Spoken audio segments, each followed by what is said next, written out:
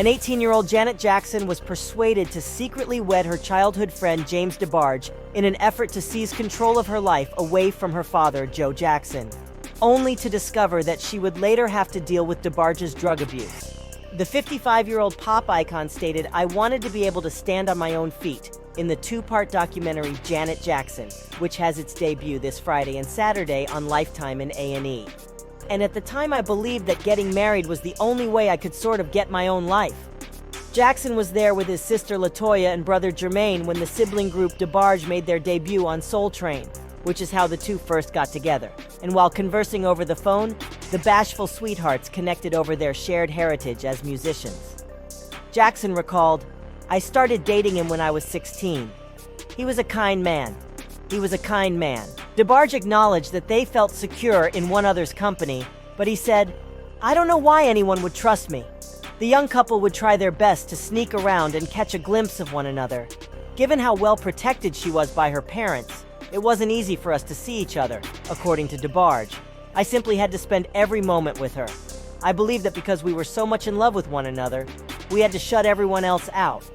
This ultimately resulted in Jackson receiving LaToya's approval to marry in 1984, even though she concealed her intentions from the rest of her family.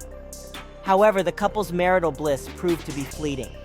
The groom left his bride alone on their wedding night after they eloped to Grand Rapids, Michigan, where they were married by DeBarge's uncle. Jackson recalled, "I even remember putting a ring on my finger and putting it on the wrong finger. All right, I'll be right back," he said. And here I am, just 18, sitting alone in a Grand Rapids, Michigan hotel room. He didn't return for 3 hours, according to Jackson. "I'm not sure. Perhaps there's this humanitarian side of me. I have a subconscious attraction to drug users when it comes to relationships." DeBarge's drug usage would make matters worse for the recently weds. Finally, in 1985, Jackson had had enough, and they were granted an annulment. Many evenings, Jackson recalled, "I would go searching the streets looking for him, either at 8 in the morning or at 4 in the morning.